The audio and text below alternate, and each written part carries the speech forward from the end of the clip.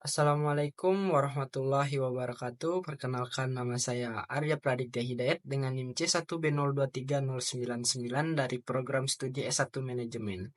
Di sini saya akan menyampaikan resume materi dari Manajemen Hubungan Pelanggan yang diampu oleh Bapak Bambang Purnomo SEMM. Baiklah, langsung saja masuk kepada materi yang ke-9. Di sini, mengapa penting mempelajari manajemen hubungan pelanggan atau CRM? Jadi, pentingnya untuk mempelajari manajemen hubungan pelanggan atau CRM ini bisa untuk memahami pelanggan secara lebih baik, meningkatkan kepuasan dan loyalitas pelanggan, meningkatkan efisiensi operasional, mendorong pertumbuhan pendapatan, serta menciptakan keunggulan kompetitif dalam pasar yang berpusat pada pelanggan.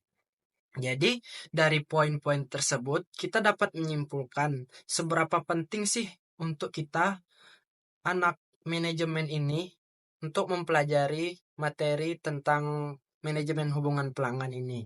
Terus selanjutnya, CRM ini juga bisa bermanfaat bagi bisnis.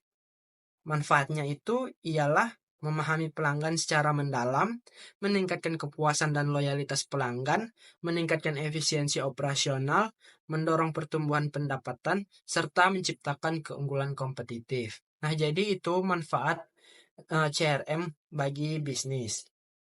Terus, cara mengimplementasi CRM yang efektif bagaimana sih? Nah, jadi yang pertama itu kita bisa menentukan tujuan dan strategi.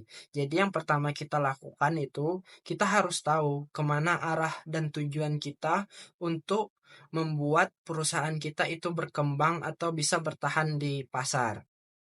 Terus juga yang kedua, memilih sistem CRM yang kuat. Nah, jadi pemilihan sistem manajemen hubungan yang kuat juga bisa berpengaruh untuk pengimplementasiannya. Terus yang terakhir itu ada pelatihan dan adopsi. Jadi kita bisa melatih karyawan-karyawan di perusahaan kita untuk mempelajari manajemen hubungan pelanggan supaya perusahaan kita bisa bersaing dengan perusahaan-perusahaan yang lain. Nah, terus juga di sini ada masa depan CRM. Jadi di sini masa depan CRM itu ada kecerdasan bantuan AI, ada CRM mobile, ada omnichannel CRM, ada juga fokus pada privasi dan keamanan data. Nah, jadi kita bisa mempraktikkan CRM ini di Telkomsel.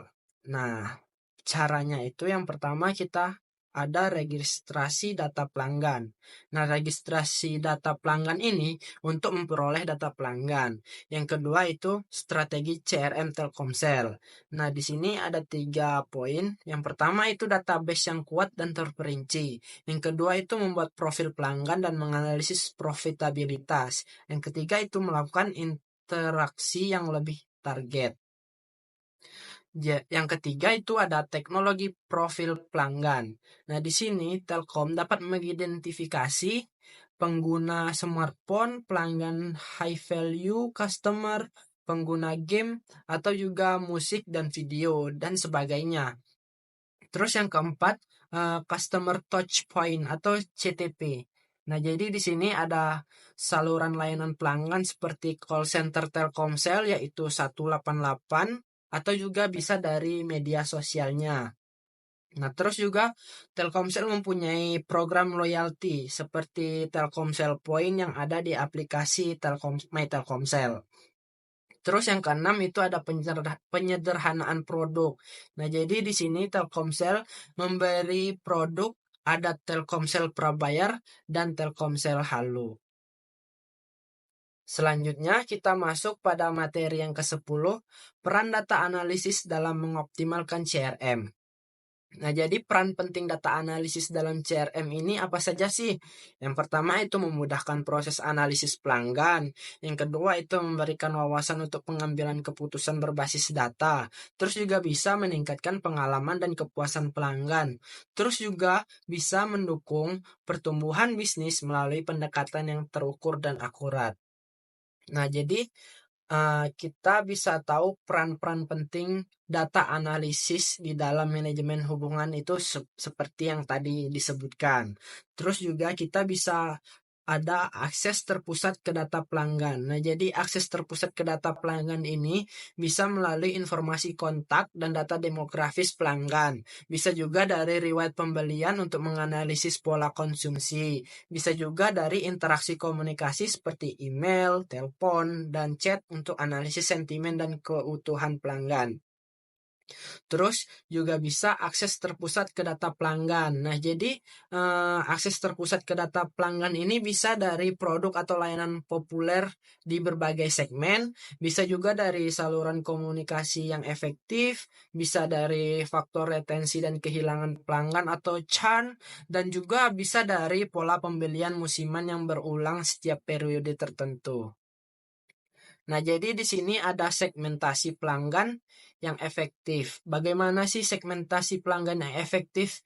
Itu kita bisa lihat dari demografisnya. Demografisnya itu meliputi apa saja? Demografisnya itu meliputi usia, jenis kelamin, lokasi, dan pendapatan. Nah, bisa juga kita lihatnya dari perilaku pembelian. Jadi, perilaku pembelian ini bisa dilihat dari frekuensi, nilai, dan jenis produk. Terus juga kita bisa mensegmentasi pelanggannya itu dari customer lifetime value. Nah, customer lifetime value ini adalah nilai jangka panjang pelanggan. Terus juga kita bisa mensegmentasi pelanggan itu melewati preferensi produk dan minat dari pelanggan tersebut. Nah, jadi di sini kita bisa melakukan pengukuran kinerja dan pemasaran penjualan. Jadi di sini kita bisa mengukur efektivitas kampanye pemasaran, bisa menganalisis ROI atau return on investment, bisa juga melacak konversi dan kinerja penjualan secara menyeluruh.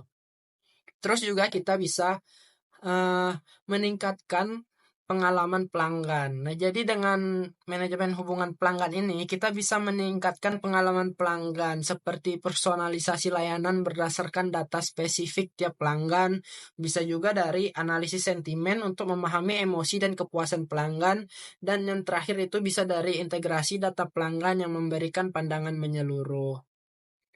Nah, selanjutnya itu dari materi ke-10 masih. Di sini ada peran data analisis dalam mengoptimalkan CRM yang tadi itu bisa memprediksi dan mencegah churn pelanggan. Bagaimana sih cara memprediksi dan mencegah churn pelanggan itu? Nah, di sini kita bisa mengembangkan model prediktif untuk mengidentifikasi risiko churn. Bisa juga melakukan segmentasi risiko terhadap pelanggan. Nah, dan bisa juga mengambil intervensi proaktif seperti penawaran khusus untuk mempertahankan pelanggan yang beresiko.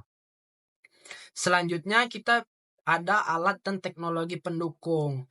Nah, di sini alat dan teknologi pendukungnya itu seperti platform CRM. Platform CRM itu bisa dari Salesforce, HubSpot, Microsoft Dynamics 365, dan lainnya. Terus bisa ada bahasa pemrograman. Nah, bahasa pemrograman ini ada dari SQL, Python, R untuk analisis dan pemrosesan data. Ada juga alat untuk visualisasi. Nah, jadi alat visualisasi ini merupakan Tableau, Power BI, Looker untuk menyampaikan hasil analisis secara virtual dan mudah dipahami. Terus ada pemanfaatan dan tantangan big data. Jadi pemanfaatan dan tantangan big datanya ini yaitu yang pertama itu bisa mengubah informasi mentah menjadi wawasan berharga. Terus juga bisa mengurangi biaya dan waktu proses bisnis. Dan bisa juga untuk mengoptimalkan pengembangan dan penawaran produk. Terus juga bisa untuk mendukung pengambilan keputusan yang cerdas. Nah, jadi di sini tantangannya tersendiri itu ada dari segi keterbatasan infrastruktur, terutama akses internet dan penyimpanan data.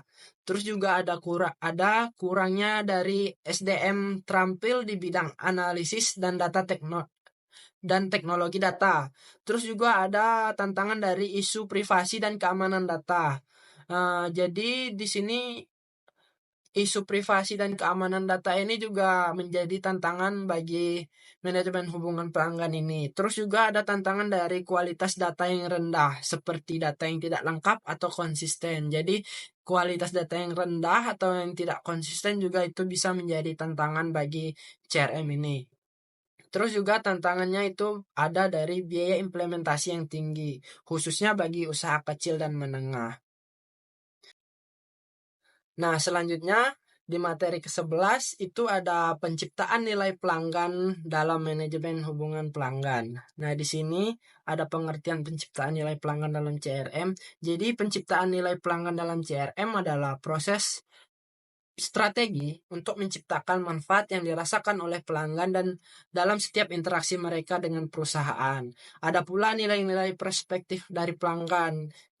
Nilai-nilainya itu berupa nilai fungsional, nilai emosional, nilai sosial, dan budaya.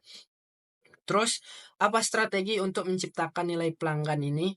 Nah, jadi strategi CRM-nya itu personalisasi, layanan pelanggan yang unggul, terus juga pemasaran target, terus ada program loyalitas dan pengalaman pelanggan.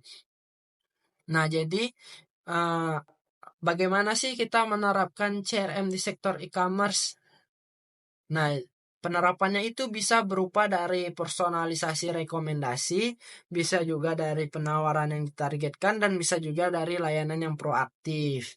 Nah, di sini ada penerapan CRM di industri telekomunikasi. Jadi, penerapannya itu berupa paket layanan yang disesuaikan, ada juga dukungan pelanggan efisien, terus juga ada membuat program loyalitas yang relevan. Nah, di sini ada penerapan CRM di industri perbankan dan manufaktur. Yang pertama itu di perbankan. Jadi di perbankan itu penawaran produk keuangan yang dipersonalisasi. Terus juga ada pelayanan nasabah secara terintegritas, juga ada pengingat dan informasi. Yang kedua itu di manufaktur atau B2B. Jadi pengelolaan akun pelanggan secara efisien. Juga ada layanan purna jual yang responsif. Ada juga kolaborasi proyek yang terstruktur dengan klien. Jadi itu penerapan customer relationship di industri perbankan dan manufaktur. Kalau penerapan customer relationship di industri kesehatan yaitu ada berupa yang pertama itu pengingat janji temu. Yang kedua itu ada layanan personal seperti catatan medis dan preferensi. Yang ketiga itu manajemen hubungan. Nah, selanjutnya masuk ke materi ke-12. Materi ke-12 ini penerapan AI dalam customer relationship, transformasi hubungan pelanggan. Jadi latar belakang dan tujuannya itu penerapan artificial intelligence atau AI dalam CRM memberikan transformasi besar dalam cara perusahaan berinteraksi dan mengelola hubungan dengan pelanggan. AI menjadikan sistem customer relationship lebih cerdas, otomatis, dan personal yang pada akhirnya meningkatkan efisiensi pemahaman pelanggan dan kualitas interaksi. Nah, jadi di sini ada otomatisasi tugas rutin. Otomatisasi tugas rutinnya itu seperti entry data otomatis, penjadwalan tindak lanjut, pengelompokan pelanggan, dan juga otomatisasi kampanye. Terus bisa juga meningkatkan pemahaman pelanggan. Jadi di sini ada analisis sentimen, terus juga ada prediksi perilaku, ada rekomendasi produk, ada juga customer insight.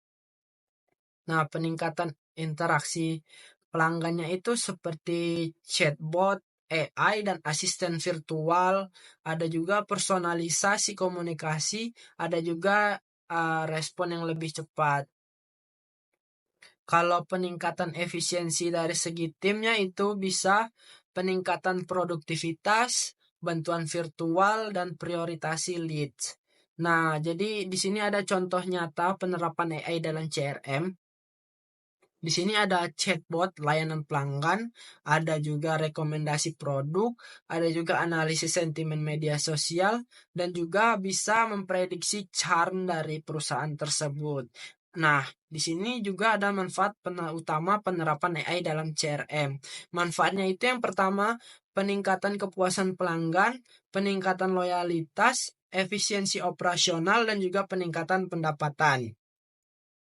Terus, faktor keberhasilan implementasi AI ini dilihat dalam kualitas data, integrasi sistem, pelatihan karyawan, dan evaluasi yang berkelanjutan.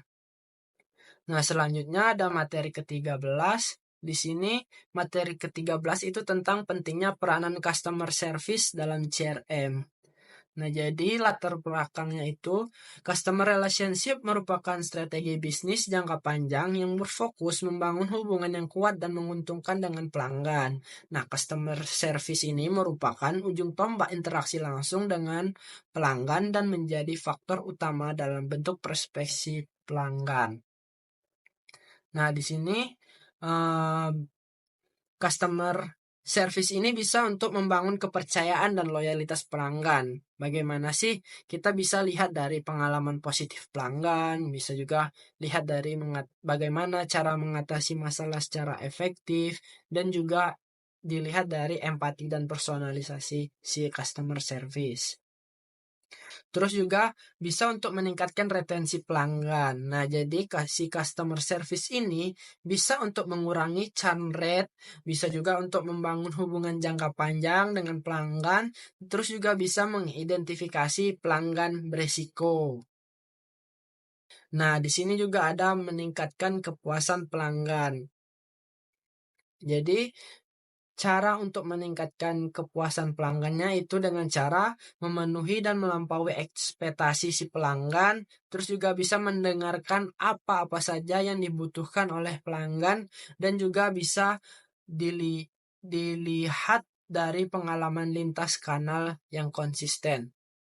Nah, cara untuk ciptakan citra dan reputasi perusahaannya itu customer service ini sebagai duta merek, pemasaran dari mulut ke mulut juga bisa atau word of mouth, dan juga ada penanganan krisis reputasi. Nah, terus di sini bisa memberikan wawasan bagi perusahaan. Nah, si customer service ini juga bisa memberikan wawasan bagi perusahaan seperti umpan balik langsung atau identifikasi tren masalah dan juga informasi untuk tim lintas informasi. Nah, jadi kesimpulan customer service sebagai komponen inti dari customer relationship ini adalah customer service bukan sekedar pelengkap operasional, tetapi adalah komponen strategis dalam customer relationship, investasi pada tim customer service yang profesional, sistem yang terintegrasi, dan pelatihan yang konsisten akan memberikan hasil yang nyata dalam meningkatkan loyalitas dan kepuasan pelanggan, menunjang kebutuhan bisnis jangka panjang, dan juga meningkatkan efektivitas keseluruhan dari strategi customer relationship perusahaan ini. Terus ada materi ke-14 tentang manajemen jaringan pelanggan dalam CRM. Jadi, manajemen jaringan pelanggan dalam customer relationship management ini adalah proses strategi dan sistematis dalam mengelola seluruh interaksi dan hubungan perusahaan dengan pelanggannya. Tujuan utamanya itu adalah membangun relasi yang berkelanjutan, saling menguntungkan, dan mampu meningkatkan loyalitas serta profitabilitas perusahaan. Di sini ada pengumpulan dan sentralisasi pelanggan. Jadi pengumpulan dan sentralisasi pelanggan ini bisa dilihat dari identifikasi titik kontak, pencatatan interaksi, dan integrasi data. Nah, di manajemen jaringan pelanggan ini juga bisa mensegmentasi dan personalisasi pelanggan. Segmentasi atau pengelompokan pelanggan. Yang kedua itu personalisasi dan kustomisasi. Nah, selanjutnya itu adalah manajemen interaksi dan komunikasi. Di sini bisa dilihat dari otomatisasi pemasaran, dari manajemen penjualan, layanan pelanggan, dan komunikasi multisaluran. Terus juga ada pengembangan hubungan dan loyalitas. Jadi di sini pengembangannya itu dilihat dari layanan proaktif, pengumpulan umpan balik dari perusahaan, terus juga program loyalitas yang dibuat dari jaringan manajemen ini. Nah, di sini kita bisa menganalisis dan pelaporannya itu bisa dilihat dari pemantauan kinerja karyawan, bisa dilihat dari pembuatan laporan, dan juga ada pengambilan keputusan berbasis data. Nah, terus selanjutnya kolaborasi internal dan peran teknologi Customer Relationship Management. Di sini berbasis informasi, koordinasi antar departemen, dan juga peran teknologi Customer Relationship. Nah, contoh penerapannya itu di industri telekomunikasi. Yang pertama itu pengumpulan data. Jadi pengumpulan data ini mencatat penggunaan layanan, keluhan, dan perangkat pelanggan. Terus ada analisis dan segmentasi. Jadi pelanggannya itu dianalisa dan juga pelanggannya ini dikelompokkan. Terus juga ada personalisasi layanan. Nah, jadi personalisasi layanan ini penawarannya itu disesuaikan dengan kebutuhan individu dari setiap pelanggan. Selanjutnya itu materi ke-15, korelasi customer relationship dan manajemen hubungan pemasok atau SRM, Supply Relationship Management. Nah, jadi hubungan CRM dan SRM ini membangun dan memelihara hubungan yang kuat dan saling menguntungkan dan juga mendukung keberhasilan jangka panjang perusahaan.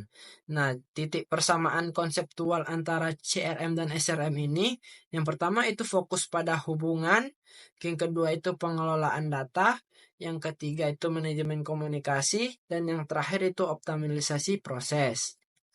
Terus ada kontribusi SRM terhadap tujuan CRM. Nah, jadi si SRM ini berkontribusi untuk mencapai tujuan si CRM ini. Kontribusinya itu untuk meningkatkan reputasi merek, responsivitas terhadap pelanggan, ada efisiensi biaya, terus inovasi dan keandalan rantai pasok. Nah, di sini ada proses di dalam supply relationship management ini. Yang pertama itu segmentasi pemasok, yang kedua itu penetapan tujuan dan KPI, yang ketiga itu pengembangan strategis, keterlibatan dan kolaborasi, dan juga ada pemantauan kinerja. Nah, apa sih manfaat SRM bagi perusahaan? Nah, jadi manfaatnya itu yang pertama itu pengurangan biaya, yang kedua itu pengurangan resiko, dan yang ketiga itu keunggulan kompetitif. Nah, strateginya manajemen hubungan pemasok ini, strateginya itu ada segmentasi pemasok, ada komunikasi efektif, ada ekspektasi yang jelas, ada evaluasi kinerja, ada kolaborasi aktif, dan manajemen risiko. Nah, contoh penerapan SRM ini ada itu di industri manufaktur otomotif. Segmentasi pemasok berdasarkan kepentingan strategis, terus juga kolaborasi untuk pengembangan teknologi dan efisiensi biaya, penggunaan metrik kinerja, dan di bidang industri retail atau supermarket itu ada dari kemitraan jangka panjang dan kolaborasi produk merek pribadi, berbagai data permintaan penjualan untuk efisiensi pasokan, standar kualitas diterapkan secara ketat dan audit berkala. Nah, selanjutnya itu ada tantangan penerapan CRM dan tujuan akhir dari CRM bagi perusahaan. Nah, tantangannya itu yang pertama dari sumber daya manusia. Jadi, dari resistensi karyawan terhadap perubahan. Terus juga keterlibatan manajemen yang kurang. Terus juga kurangnya pelatihan yang memadai.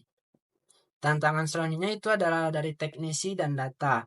Jadi tantangan dari sini kita bisa lihat dari kualitas data yang buruk dan integrasi sistem yang sulit. Tantangan yang terakhir itu dari strategi dan finansial. Jadi kurangnya strategi dan visi yang jelas itu bisa membuat tantangan untuk pengimplementasian customer relationship ini. Juga ada biaya dan sumber daya tidak terduga dan ada pemilihan solusi customer relationship yang tidak tepat. Nah, jadi yang kedua itu tujuan akhir penerapan customer relationship ini. Jadi tujuan akhirnya itu meningkatkan kepuasan dan loyalitas pelanggan, memberikan layanan personal dan solusi relevan berdasarkan riwayat interaksi, pelanggan merasa dihargai dan dipahami yang memperkuat loyalitas. Terus juga bisa memaksimalkan pendapatan dan profitabilitas. Jadi retensi pelanggan lebih hemat daripada akuisisi pelanggan baru. Terus juga memungkinkan strategi upselling dan cross-selling untuk produk perusahaan tersebut. Terus juga ada dari optimasi penjualan melalui otomatisasi proses dan identifikasi prospek potensial. Di sini juga bisa mengurangi biaya akuisisi pelanggan. Jadi penargetan yang lebih akurat terhadap prospek yang berkualitas. Terus juga penggunaan anggaran pemasaran yang lebih efisien menghasilkan ROI lebih tinggi.